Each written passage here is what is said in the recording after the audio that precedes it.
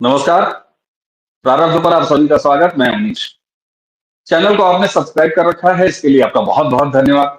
हर video को like जरूर कीजिए और उसी के साथ अगर शेयर करेंगे तो प्रारब्ध के प्रति आपका अतिरिक्त स्नेह होगा। बेल आइकन अगर आज दबा लेंगे तो हर वीडियो की सबसे पहले सूचना आप तक पहुंचेगी। हमारे साथ हैं व्यालोक जी। आइए आज की चर्चा शुरू करते हैं और साथ में फूल माला चंदन अक्षत ये सारा लेके व्यालोक जी का स्वागत करते हैं। व्यालोक जी बहुत बहुत स्वागत, नमस्कार। सभी को जय सिया राम। जय जय सिया राम।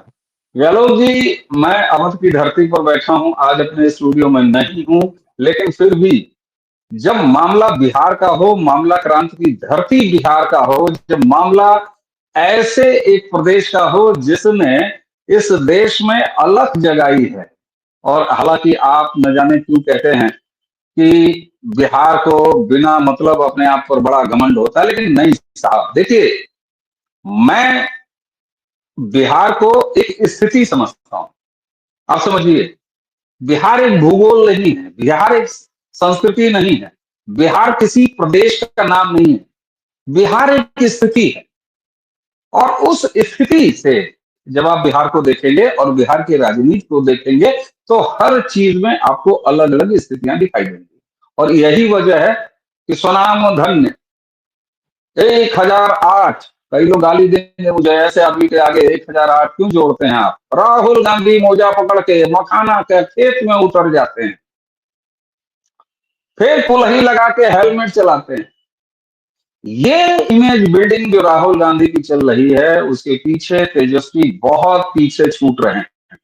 क्या पूरा का पूरा महफिल राहुल गांधी अकेले लूटने के चक्कर में है, या केवल ये बार्गेनिंग है प्री पोल अलायंस की, ताकि तुम्हारी हैसियत कितनी है, मेरी हैसियत कितनी है, इससे आगे भी कुछ है? क्योंकि आपके पास विस्फोटक जानकारियां हैं बिहार विधानसभा चुनाव और उसकी सरगर्मियों को लेकर। व्यालोक जी, देखिए, सबसे पहले तो इस बात को समझिए इस बार, और मैं पूरे कॉन्फिडेंस के साथ, जैसे ये 12 फीट वाले स्टूडियो वाले राष्ट्रीय तथा कथित चैनल वाले पूरे आत्मविश्वास के साथ बोलते हैं, वैसे ही मैं भी बोल रहा हूं। लेकिन मेरे बोलने में झूठ नहीं है और अज्ञान नहीं है। बड़ी मजे की बात है कि इस बार के बिहार चुनाव को बिल्कुल लोकसभा चुनाव की तर्ज पर लड़ा जा रहा है, और कहीं से कोई इस पर ना आपत्ति जता रहा है, न किसी को कोई आश्चर्य हो रहा है। पता नहीं कैसी बयार चली है, लोग भांग खाए हुए हैं। और लोग मतलब यहाँ देखिए, नेताओं को फर्क नहीं पड़ रहा है कि राहुल गांधी पूरा मोदी बनाम मोदी बनाम मोदी बनाम किए जा रहे हैं, और इस लड़ाई को मोदी के चेहरे बनाम अन्य कर दिया। तो राहुल गांधी को फर्क पड़ रहा है, राहुल गांधी खुद को चर्चा में लाने के लिए इसको बिल्कुल लोकसभा चुनाव की तर्ज पर लड़ रहे हैं। मजे की बात यह है कि SIR नाम का मुद्दा, जिसको बिहार की जनता ने भाव ही नहीं दिया। आप बिहार में 4 दिन घूमिए और 15 लोगों से पूछिए या 500 से पूछिए, 80% का रिएक्शन होगा, वो देख के हंस देगा आपको कि आप कैसे, मतलब ठीक है राहुल गांधी पूछ रहा है तो वो तो विश्व प्रसिद्ध जाहिल है, लेकिन आप क्यों पूछ रहे हैं साहब। तो SIR कोई मुद्दा नहीं है, लेकिन ऐसे लड़ा जा रहा है ये चुनाव। उसी तरह मोदी भी अभी तक 3 बार 4 बार आए हैं, 13,000 करोड़ की परियोजना अभी उन्होंने उद्घाटित की है, उसका उद्घाटन किया, शिलान्यास किया, कई सारी चीजें बन गई हैं, कुछ रास्ते में बन रही हैं। नीतीश कुमार के लिए ये कैसे मुफीद है कि उनकी 20 साल की एंटी इनकम्बेंसी केंद्र में आ ही नहीं रही है, उनका भूलना केंद्र में नहीं आ रहा है, और चारा चोर, घोषित अपराधी चारा चोर के नवी फिल्म के लिए कैसे ये बहुत अच्छी स्थिति है, वो केंद्र में नहीं आ रहा है, उस बहाने जंगल राज केंद्र में नहीं आ रहा है। तो ये ऐसी स्थिति बनी है ना, और जनता इसमें मजा ले रही है। ये मत समझिएगा कि जनता इसमें खेल नहीं कर रही है, जनता खूब मजा ले रही है। उसको मजा आ रहा है कि चलो इसी बहाने राहुल गांधी को 5 बार देखे तो कोई उठता है, उसको चुम्मा ले लेता है राहुल गांधी को, पिटाई हो जाती है बेचारे की। कोई उठता है सलाहकार, उजला मोजा, मोजा उसमें भी उजला पहन के उसको मखाने के कादो कीचड़ में दौड़ा देता है। तो राहुल गांधी की तरफ से मनोरंजन की कोई कमी नहीं है और प्रयास में कोई कमी नहीं है। भले ही वो 336वीं बार लॉन्च होने के प्रयास में उल्टे मुंह गिरे, और जब रॉकेट उल्टा मुंह गिर जाता था अवनीश भाई, तो क्या होता था वो तो आपको याद ही होगा। दिवाली का रॉकेट ऐसे छूटने के बजाय अगर ऐसे चला जाए तो क्या होता था, वो छोड़ने वाले के पीछे अक्सर पजामा में हल जाता था। जो देशज नहीं समझते हैं, हलना का मतलब घुस जाता था। जी जी। तो राहुल गांधी के साथ वही हो रहा है। अब देखिए, मेहनत में कोई कमी नहीं है, कभी बुलेट चला ले रहे हैं, कभी ट्रैक्टर पर सवार हो जा रहे हैं। केंद्र की दया से, नीतीश बाबू की कृपा से भाई सड़कें इतनी अच्छी हैं कि पहले जिसमें एक सप्ताह का कार्यक्रम लगता है, आज 3-3 जिला एक दिन में हाँक दे रहे हैं। भीड़ भी नहीं है, जनता भी उतनी नहीं जुट रही है। लेकिन इसमें सबसे मजेदार जो एक व्यक्ति उभरा है, उस पर आप चर्चा नहीं कर रहे हैं, वो राहुल गांधी का भी गुरु है मनोरंजन देने में, और उसका आत्मविश्वास राहुल गांधी के परनाना की तरह है। उस आदमी का नाम है पप्पू यादव।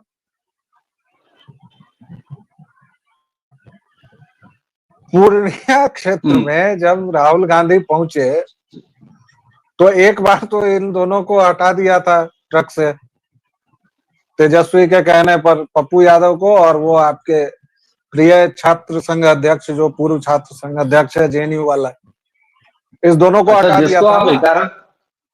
अच्छा दर्शकों, आप ध्यान देते होंगे बातचीत में व्यालोक जी जिसको हिकारत से देखते हैं उसको हमारा परम मित्र बना देते हैं। हाँ ठीक है, और मैं उसका नाम भी नहीं लेता हूँ, उसका नाम भी नहीं लेता हूँ, लेकिन और मैं कहता हूँ कि आप कन्हैया कुमार को कहते हैं। हाँ, इन दोनों को हट दिया था ट्रक से। भाई साहब, जिसको गले पड़ना कहते हैं ना, जो संसद में मैं कर्म के सिद्धांत पर, कर्म फल के सिद्धांत पर मैंने आंखों देखी, और मैं मतलब एकदम नतमस्तक हो गया कि भाई जो करोगे तुरंत भरोगे। यहीं राहुल गांधी सदन में, संसद में जबरदस्ती मोदी जीवा के गले पड़े थे। पूर्णिया में इनका व्यवहार देख लीजिए पप्पू यादव का, जबरदस्ती हाथ पकड़ के, ये मेरा क्षेत्र है और ये फलानी चीज है, यहाँ 1100 बीघा में हम पुदीना बाव करते हैं, डेली पैसा बांटते हैं, महीना में 10 लाख बांट देते हैं।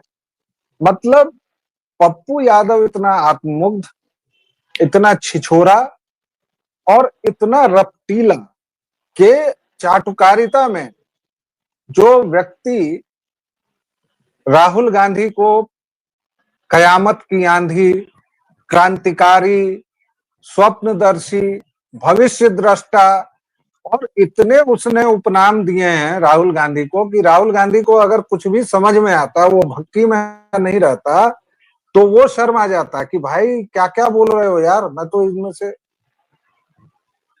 लेकिन उसको तो चूंकि कुछ समझ में नहीं आता है, वो भी हिंदी में बोल रहा था पप्पू यादव, तो इसलिए।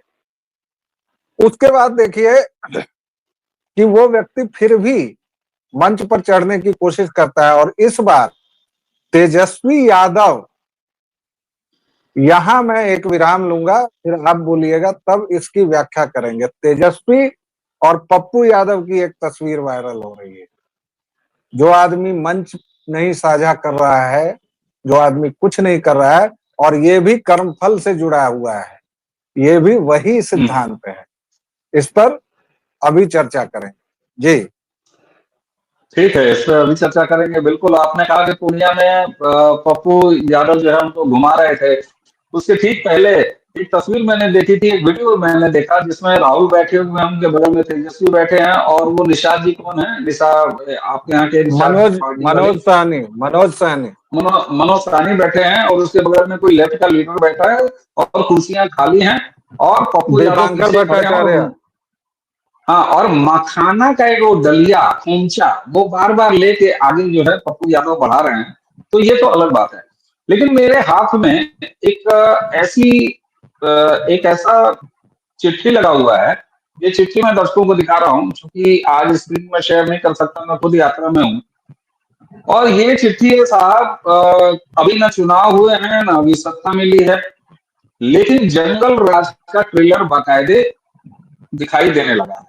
सीतामढ़ी के सांसद देवेश चंद्र ठाकुर के घर को डायनामाइट से उड़ाने की धमकी, और ये धमकी दिया आरजेडी के नेता राघवेंद्र कुशवाहा ने, और उन पर ये एफआईआर की कॉपी है जो डोगरी में दर्ज हो गई है। सवाल ये होता है साहब कि आप कह रहे हैं कि जंगल राज पीछे है, जंगल राज तो एकदम जमीन पर उतर के चला आया है, और राहुल गांधी अपने मंगल राज में लगे हुए हैं। आप मुझे ये बताइए कि बिहार के चुनाव विधानसभा के हो रहे हैं, बिहार बड़ा जागरूक है, बिहार इस बात के लिए परेशान है कि गुजरात को इतने हजारों हजार करोड़ रुपया क्यों, हमको 13,000 करोड़ रुपया क्यों। बिहार इस बात के लिए परेशान है कि हम अपने नाम के आगे का कुमार हटा देते हैं, पाठक हटा देते हैं, श्रीवास्तव हटा देते हैं, रंजन लिखते हैं, अंजन लिखते हैं, कंजन लिखते हैं। इन सारी चीजों के बाद भी बिहार के मुद्दों के मामले में बिहार की जमीन पर ये आत्ममुग्धता क्यों है, या मैं ये कहूं सीधे सीधे कि ये शुतुरमुर्गी पना क्यों है ऐसा?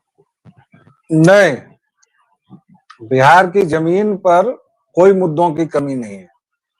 मैंने 12 के केबिन में बैठे 1200 स्क्वायर फीट के दफ्तर को राष्ट्रीय चैनल बताने वालों की बात की, और उन्हीं से आजकल सारे यूट्यूबर संचालित होते हैं। बिहार पावन धरती पर अभी तक एकदम 1,500 यूट्यूबर उतर चुके हैं।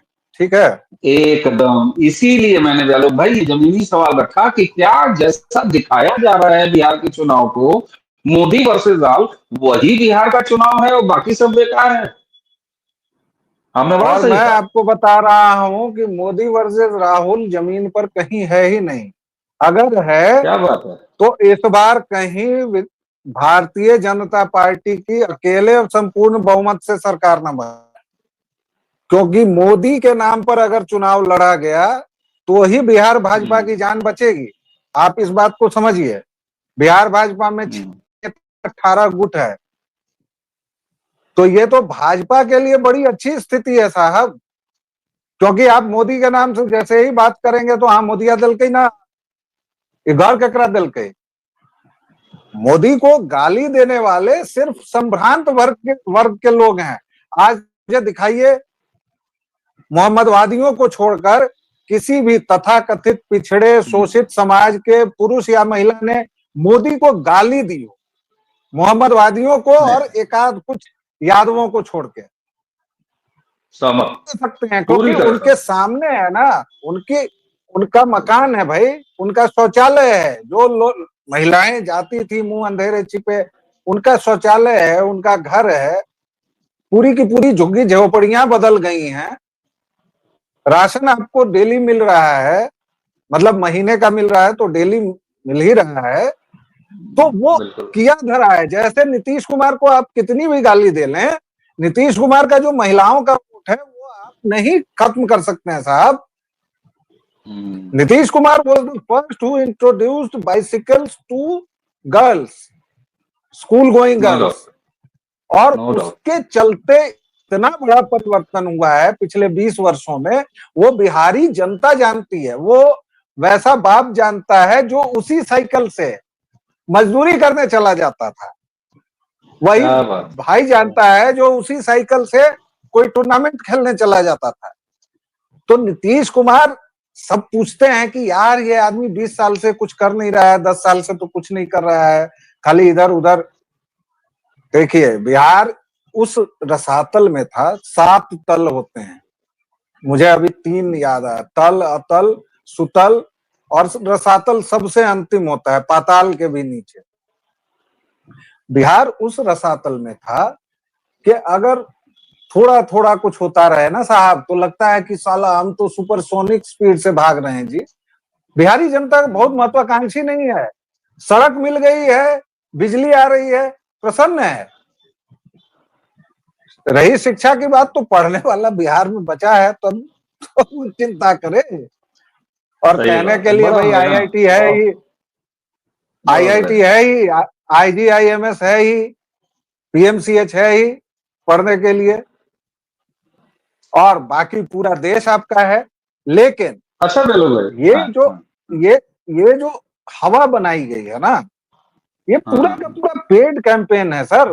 कहीं कुछ आप अब सोचिए, एक पत्रकार सो कॉल्ड है, बुजुर्ग पत्रकार है, वामपंथी है, लेकिन पत्रकार था, कहता भी है खुद को।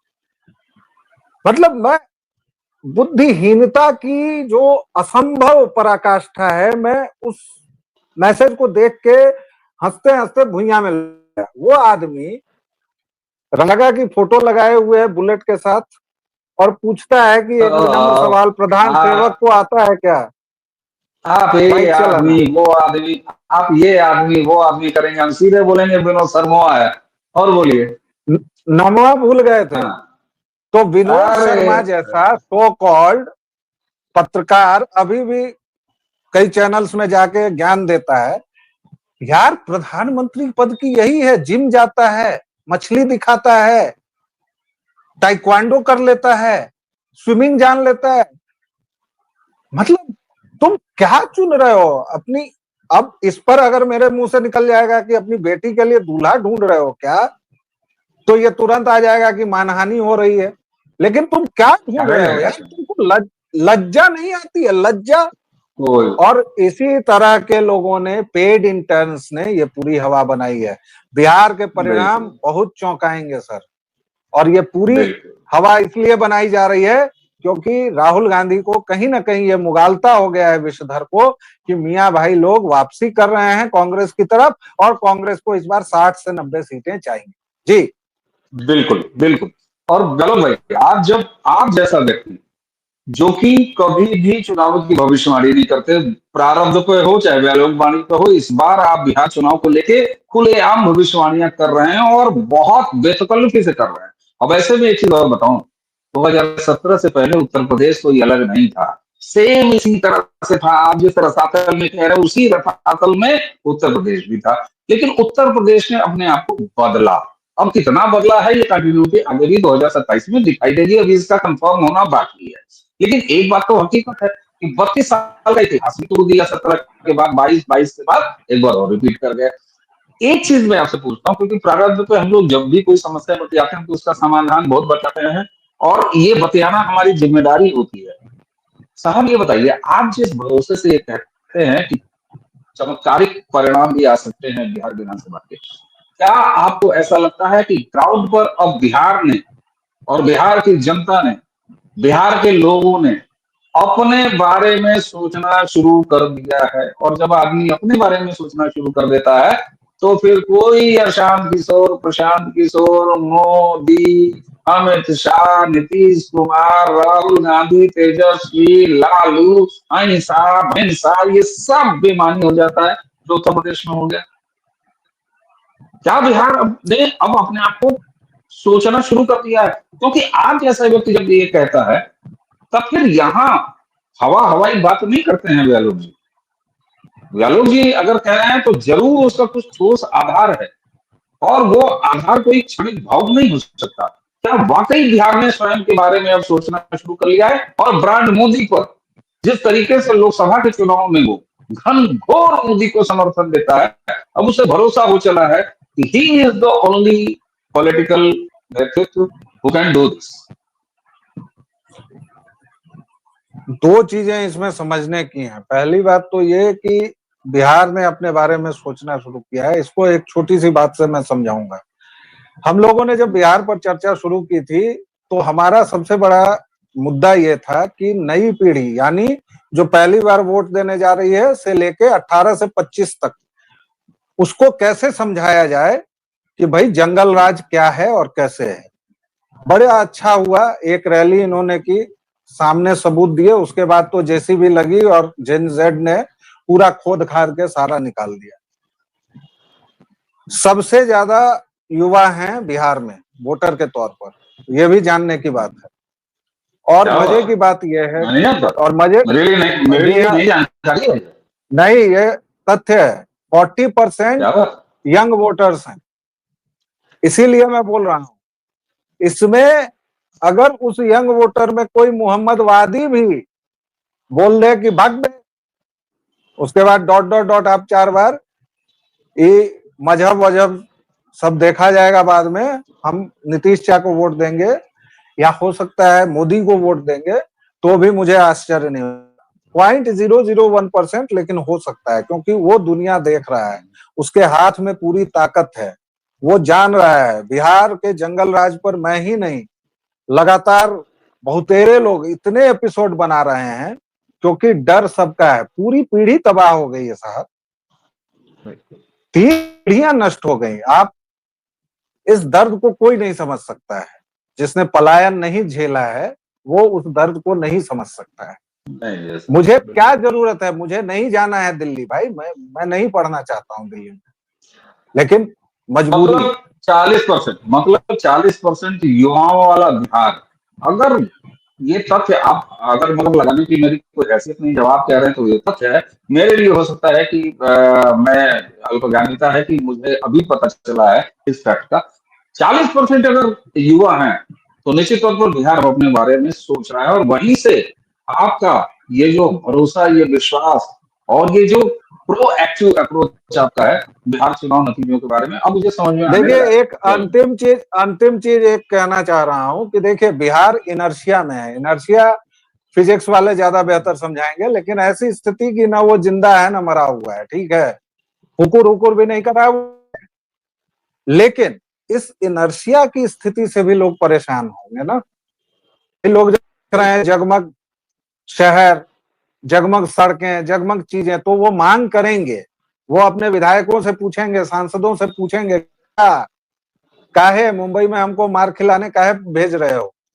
ये परिवर्तन की शुरुआत है, और मैं कह रहा हूं फिर से, हो सकता है मैं गलत हो जाऊं, हो सकता है ये युवा वर्ग ही अचानक से तेजस्वी भैया का फैन बन जाए, कुछ भी हो सकता है, लेकिन अभी की जो स्थिति है, विषधर ने भाजपा के स्टार प्रचारक होने का दायित्व तो निभाया है, और ये जितने दिन बिहार में रह रहा है उतना भाजपा का कल्याण कर रहा है, उसके वोटर्स बढ़ा रहा है।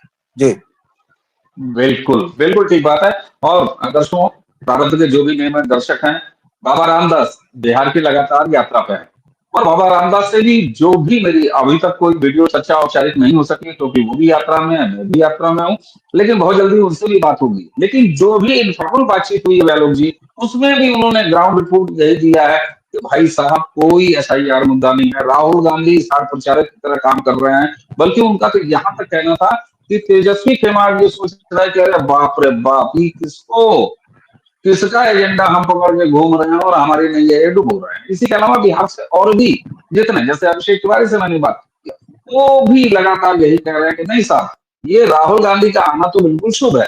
ऐसे में मुझे लगता है कि देर सवेर, अभी तो बिहार चुनाव में बहुत लंबा है, अभी तो ये राहुल गांधी अपनी बारात लेकर चले पड़े हैं, और आज 7वां दिन है, अंतिम दिन है जब इलेक्शन कमीशन ने वार्निंग दिया था, हलफनामा दो या माफी मांगो। लेकिन माफी इलेक्शन कमिश्नर को मंजूर होगी, इस देश की जनता को माफी मंजूर नहीं है। क्यों? क्योंकि राहुल गांधी, उनका पूरा कुंबा, उनका पूरा इकोसिस्टम हम करोड़ों मतदाताओं को अपराधी साबित करने पर तुला हुआ है, जब वो कहता है कि हम 4 जगह, 5 जगह, 8 जगह, 18 जगह वोट डालते हैं, हमने अपने फर्जी वोट डाल के ये सरकार लाने का काम किया है। इसलिए आज 7वां दिन है, देखना ये भी है, कल इस पर भी बात करेंगे।